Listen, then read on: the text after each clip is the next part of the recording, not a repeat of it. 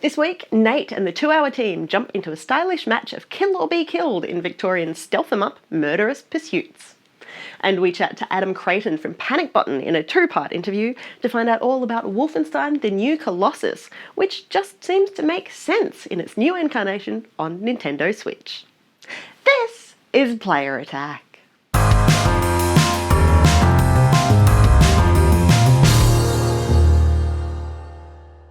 Hi, I'm Jessica Citizen, and this week we can confirm that We Happy Few really is coming to Australia after making it through a bit of classification drama. In May, the Australian Classification Board decided that compulsion games crossed the line with its surreal role player, or more specifically, with the in-game drug use. Taking the fictional substance joy makes fellow townsfolk friendlier and less aggressive, and the game overall less difficult. The board found this constituted an incentive or reward for drug use, and that was enough to see We Happy Few effectively banned in this country. However, perhaps acknowledging the irony of a game about government censorship being, censored, the Classification Board sat down to review its decision. And after some deliberation, the 3-member panel unanimously determined We Happy Few should receive an R18 rating, as well as a note that the game contains fantasy violence and interactive drug use.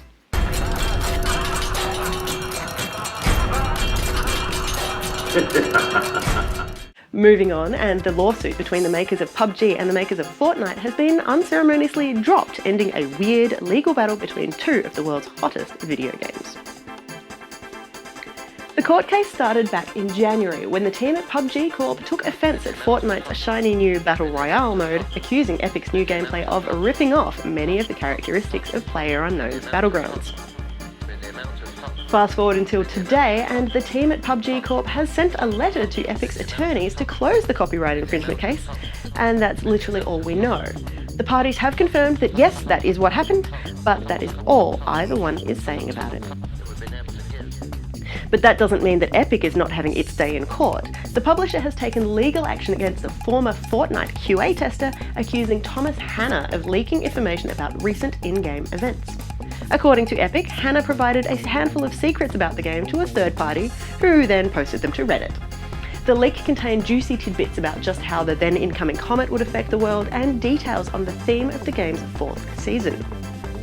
The former QA contractor does admit his behaviour did breach the publisher's non-disclosure agreement, but calls on the court to dismiss the claims, as he shared the information in a private conversation and had no control over what happened after that. In other news, Fallout 76 is one of the next big things to come out of the pre-E3 buzz, and Bethesda's got a mixed bag of updates for us this week. First up, Pete Hines has said the game's multiplayer is not what everybody expects, explaining simply that's not what Bethesda's Game Studios does. Instead of being a simple PvP MMO or a guns-blazing free-for-all, Hines has promised something very unique, on a much smaller scale, with dozens rather than hundreds, and very much angled towards role-playing and challenges rather than griefing. That said, you won't be able to experience this new multiplayer with friends using different consoles, as Todd Howard confirms there will be no crossplay thanks to Sony being less helpful than people might want.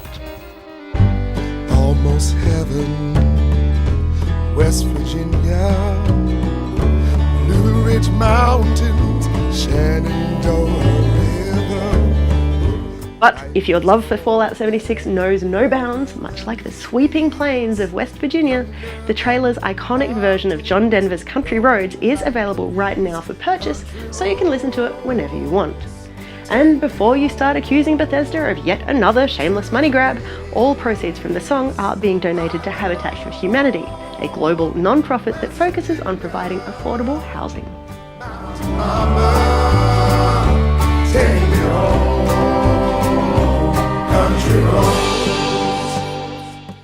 On a completely different note, the troubled Western release of Omega Labyrinth Z has officially been cancelled, and it seems Australia has played a small part in that. The game had already been banned from release in 5 countries, the UK, Ireland, Germany, New Zealand and Australia, due to some inappropriate sexual content. The game was supposed to be out soon for both PS4 and Vita, but Sony has pulled a pin, with publisher T-Cube implying that the platform holder may also have had some issues with the young-looking female character. And another game has just been blocked in a number of countries despite having been released all the way back in 2011. The Sims Free Play is currently playable on just about every mobile device, including iOS, Android, BlackBerry, Kindle, and Windows Phone, but as of this month, it's not available to fans in China, Saudi Arabia, the United Arab Emirates, Oman, Kuwait, Qatar, or Egypt. The reason has not been officially stated, but publisher EA has announced it will no longer update the game in those countries in light of regional standards. Looking at the countries in question, we're assuming those regional standards have something to do with same-sex relationships, which is a devastating blow to a series that has been so progressive since its launch in 2000. Fans in the regions who have already downloaded The Sims Free Play will still be able to play the game without microtransactions, but as it will no longer be updated, sooner or later it might simply stop working.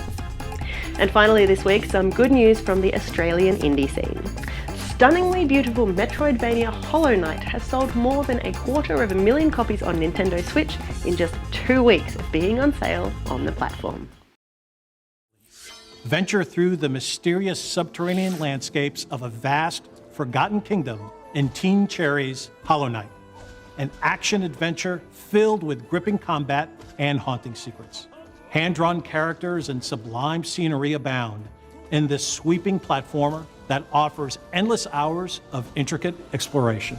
We revealed earlier this year that Hollow Knight was coming to Nintendo Switch, and I'm pleased to announce that the game, packed with all the previous downloadable content, is available on the Nintendo eShop starting today. And in case you missed it, Hollow Knight developer Teen Cherry is based in Adelaide, South Australia, the same place we are. For more information on any of these stories or to keep up to date with the latest gaming news, head to playerattack.com. But for now, stick around, we've got plenty more still to come.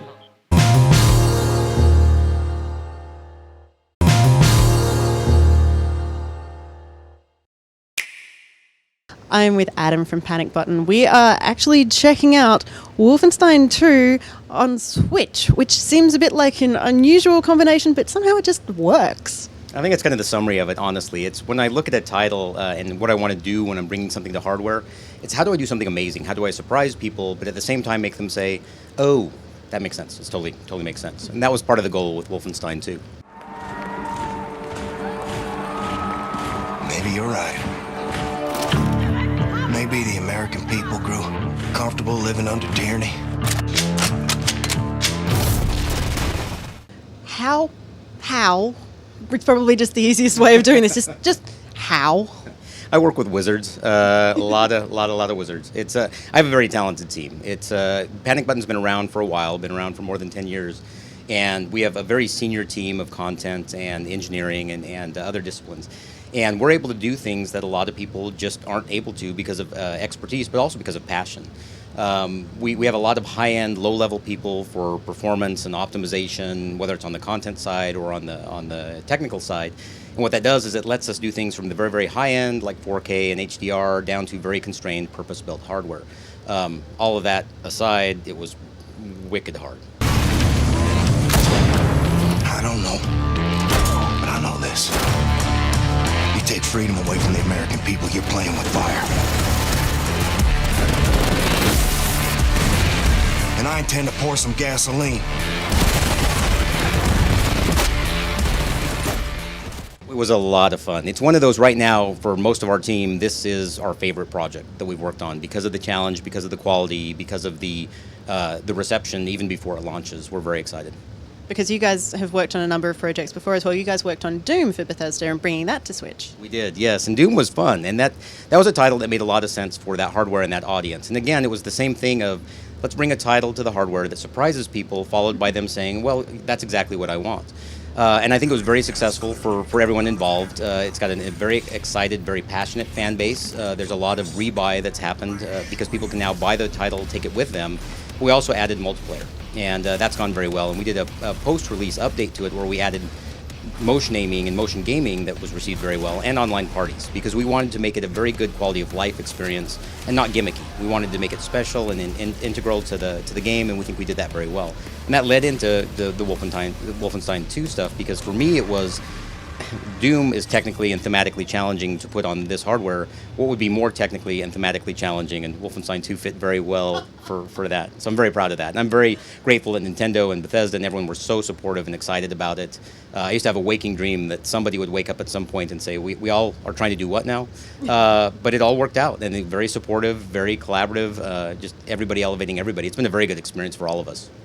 You're talking about some of the post-release stuff that you brought to Doom. I remember the amazing fuss that was made over motion aiming, because you guys also just kind of went, hey, by the way, and everyone's is something like that able to be built into Wolfenstein 2 from the ground up, or is that maybe something that might be added later? Yeah, we actually built it in. It'll be available on launch day. And part of how that happened is we very much wanted to add motion gaming to Doom.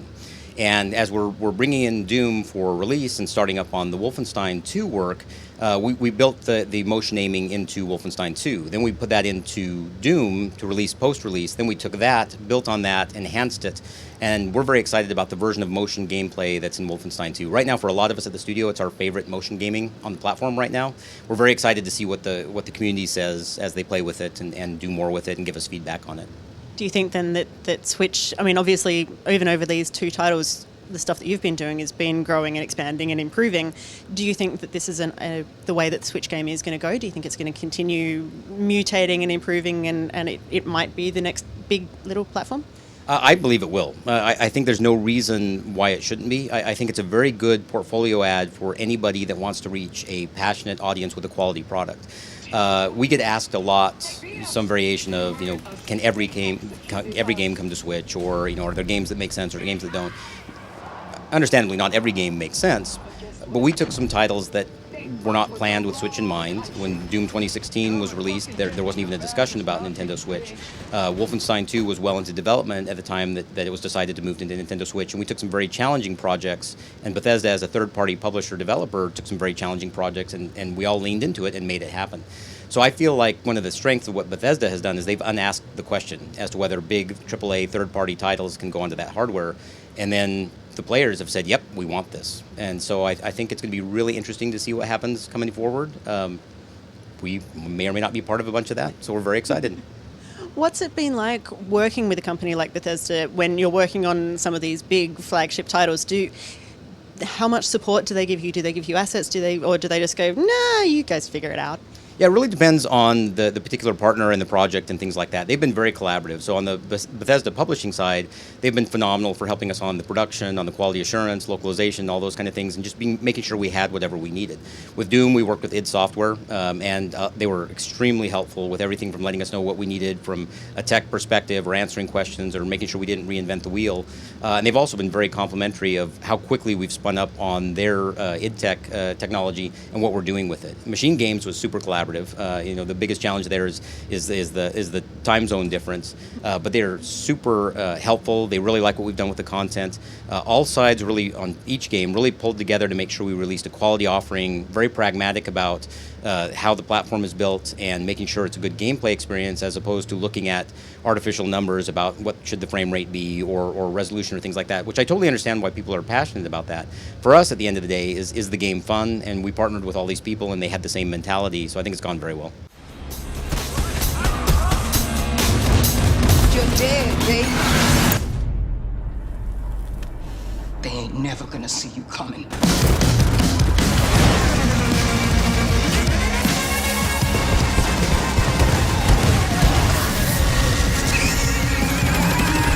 Is that what you have in mind?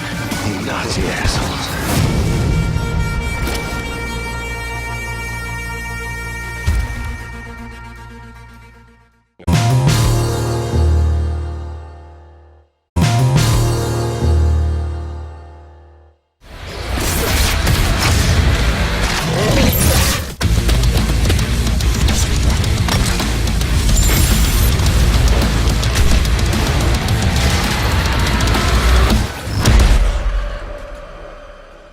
These are very obviously games for grown-ups. These are not kids' games. They're very much for mature audiences, covering almost all of the things that are in ticky boxes that censors and classification boards have to deal with.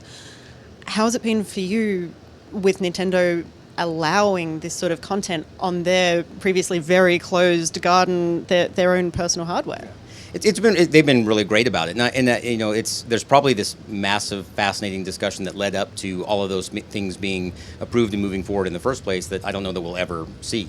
At the time that we get involved, when we started discussing with them, everybody acknowledged the challenges on all sides, right? Whether it's Panic Button or Bethesda or Nintendo, but also the opportunity. Because what it does is it expands the appeal of the platform.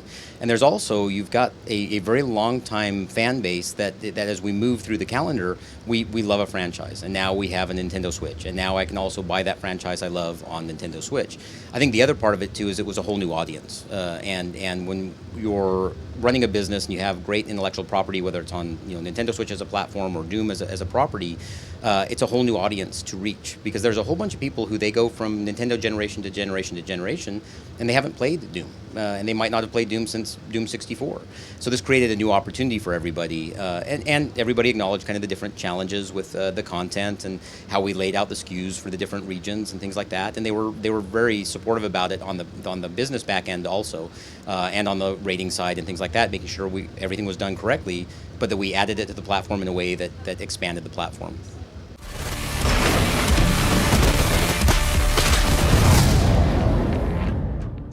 With these games that are coming out these days, I mean, you look at Doom and you look at Wolfenstein 2, and they're such big, bombastic, shiny. There's so much detail and everything going on. What are some of the challenges about having to bring all of that into something that can fit in a backpack? There's a lot of challenges, and we go into it kind of looking at an assessment of the technology, where there are some challenges, whether it's on the CPU side, the GPU side, what they have for levels of detail, what their targets were for resolution or frame rate on other platforms, and where they struggled.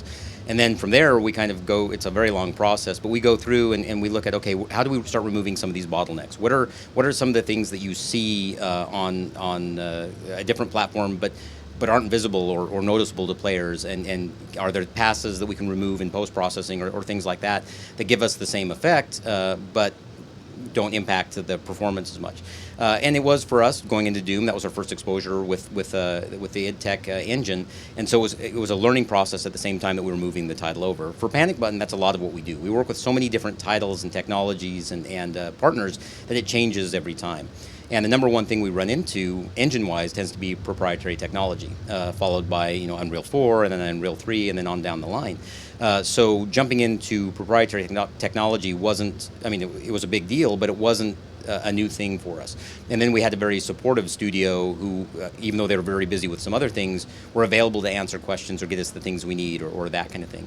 So it's very challenging because we're taking assets that are made for going up to 4K and we're doing it in handheld mode at 720p kind of thing. So we do a lot of things like we re-implement entire systems, we change how we're doing memory handling, we re-implement things like shadows, or we remove passes that aren't going to show up. And then we do some fun things with a variable resolution, which is a very normal thing in the industry, and we try to make sure that it doesn't impact or damage the game at all. But at the end of the day, it's about the quality of the experience and the quality of life for the gamer. And so that's what drives a lot of the stuff that we do from the making the technology work side of things. And then when you look at the comparison videos, when the first ones came out for Doom and it was, here is this, people were blown away by what you guys were able to do with such restrictive hardware. Right, and we're very proud of that, because it's, for us, we're also gamers, and we're also fans of the hardware. We're also fans of the game on other hardware, and so we wanted to bring a quality experience to people. We're very careful not to do, and not to be dismissive, but we try not to do quick and dirty ports. We want to do a value add. I own all the hardware, and when I buy a game on a particular piece of hardware, I want to feel good that I bought that game on the hardware. I own and bought Doom on PS4 and Xbox One and PC and Nintendo Switch, and I love that property, and I want it to be special for people. And I think that drives a lot of what we do, and gives us that quality that's different from just, we're going to move this game over to the hardware and it'll be fine because the license is great. We don't want to do that.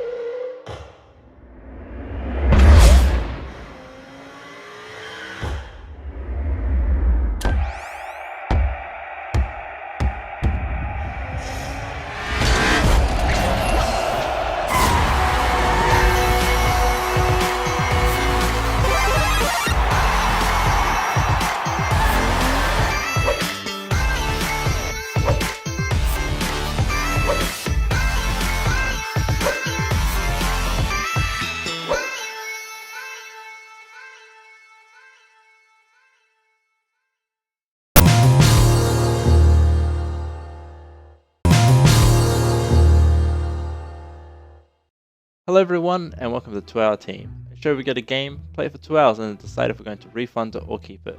I'm Nate, playing as your mate Nate. Hi, I'm Courtney and I'm playing as Vixen the Uncharted today. Hello, I'm Warren, playing as Global. And I'm Dean, I'll be playing as Tainted Paint. And today we're having a look at the cat and mouse game, Murderous Pursuits. Murderous Pursuits is a game where you're given a target aboard a Victorian-styled airship. The game itself reminds me a lot of Assassin's Creed. You have to blend into crowds and pretend to be an NPC as you make your way closer and closer to your target, while competing against another hunter to get the kill first.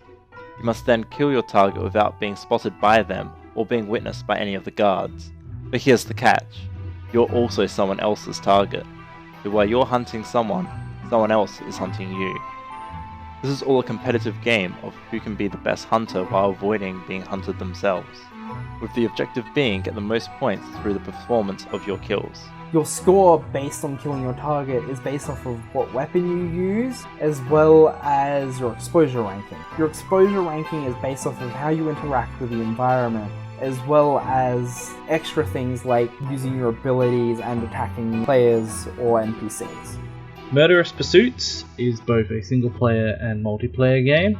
You get put into a map with up to 8 players.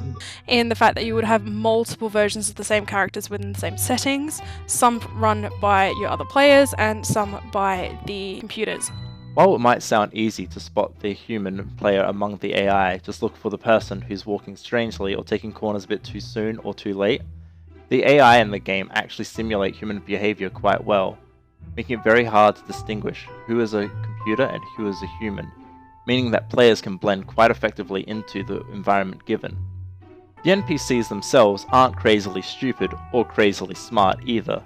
They will spot you if you blow your cover, and they will spot you if you start acting a bit too strange, but they won't detect you if you can perform well enough.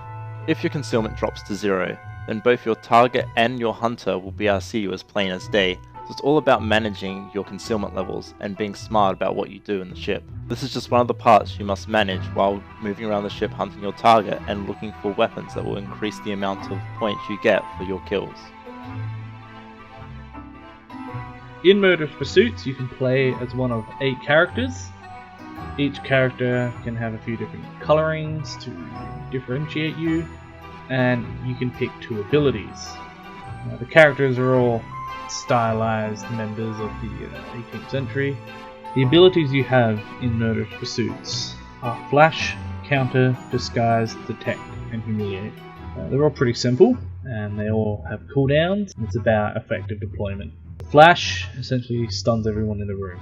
Counter has to be activated before you get attacked, as I found out, but it offers you a few seconds of shield in which anyone who attacks you gets automatically countered. Disguise, a good one, was my favourite. It essentially turns you into someone else for several seconds. Detect points at everyone in your AoE and tells you whether they're a target, a hunter, or neutral.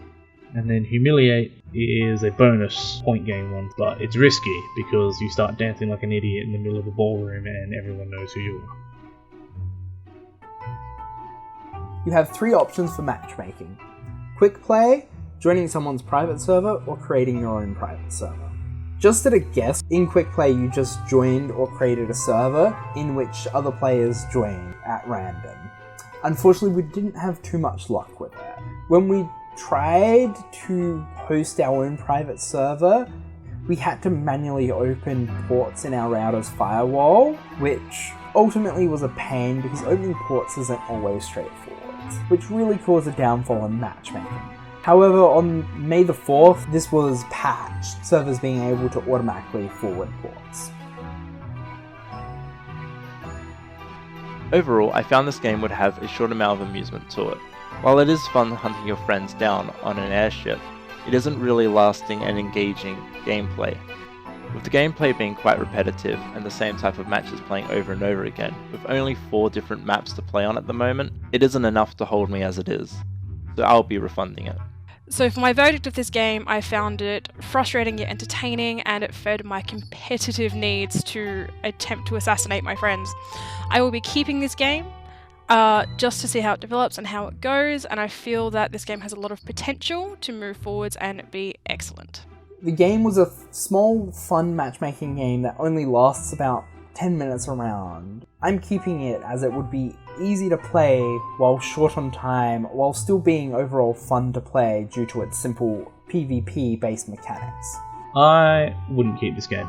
It's fun and interesting, one of the party-style games, but it also is kind of a, one-hit wonder. It's only got one kind of game to it. There's not a lot of variety. It wouldn't be something I play in my own time. It'd be something I play every now and then. No, I wouldn't keep it. Not at the moment. That's 2 people keeping it and 2 people refunding it, and it's available on Steam if you want to check out this Victorian-styled Hunter vs. Hunter game, Murderous Pursuits. Thank you for watching, and I'll see you next time. And that's about it for this edition of Player Attack. Thanks for watching.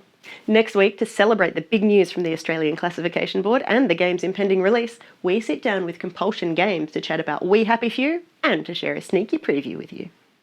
In the meantime, you can catch us at playerattack.com. We're on Facebook, YouTube and Twitter. And if you've got something you want to say, send us an email, mailbox@playerattack.com, or just hop on our forums. Also, if you want to support Player Attack, you can find us on Patreon and help us bring you the latest in gaming news, plus all these wonderful interviews and reviews from the world of video games. Till next week, I'm Jessica Citizen, and this is Player Attack.